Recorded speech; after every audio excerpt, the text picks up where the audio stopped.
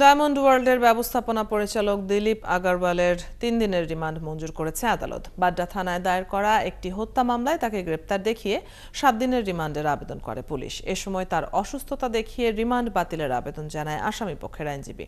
আরও জানাচ্ছেন সাজিদ সরকার। রহস্যময় চরিত্র দিলীপ কুমার আগারওয়ালা। হীরার ব্যবসার আড়ালে কাঁচকে হীরা বানিয়ে বিক্রি করা, হাজার হাজার কোটি টাকার কর ফাঁকি দেয়া এবং বিদেশে অর্থ পাচার করা সহ নানা অভিযোগ তার বিরুদ্ধে। মঙ্গলবার রাতে তাকে গুলশানের বাসা থেকে গ্রেপ্তার করে র্যাব।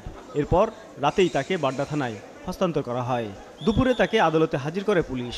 বাড্ডা থানায় দায়ের করা একটি হত্যা মামলায় গ্রেপ্তার দেখিয়ে তার 7 দিনের রিমান্ডের আবেদন করা হলে শুনানি শেষে 3 দিনের রিমান্ড মঞ্জুর করে আদালত। এই প্রভাবশালী আসামি, এই বিত্তশালী আসামির 7 দিন রিমান্ড আমরা প্রার্থনা করি।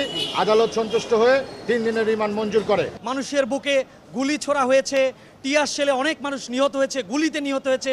এই গুলিগুলো কিভাবে আসছে, উনি কিভাবে রাষ্ট্রীয় দোসরদের পৃষ্ঠপোষকতায় এই ধরনের ভূমিকা রেখেছেন, এর জন্য ওনার এই রিমান্ডটা এই সময় অত্যন্ত জরুরি। তবে দিলীপ অসুস্থ থাকায় রিমান্ড বাতিলের আবেদন করা হয়।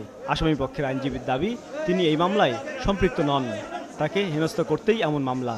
আপিল বিভাগের রায় অনুসারে এবং নির্দেশনা অনুসারে আসামিকে রিমান্ডে নেয়ার আগে এবং পরে মেডিকেল চেক আপ করার যে বিধানটি আছে সেই বিষয়ে আদালত আদেশে উল্লেখ করেছেন মৌখিকভাবে।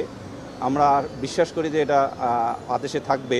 সেটা হলো যে উচ্চ আদালতের নির্দেশনা মান্য করে তদন্তকারী কর্মকর্তা জিজ্ঞাসাবাদ করবেন। এছাড়া আইনশৃঙ্খলা বাহিনীর সাবেক কর্মকর্তাদের বিরুদ্ধে অভিযোগেরও তদন্ত হবে বলে জানায় রাষ্ট্রপক্ষ। সাজিদ সরকার, ৭১, ঢাকা।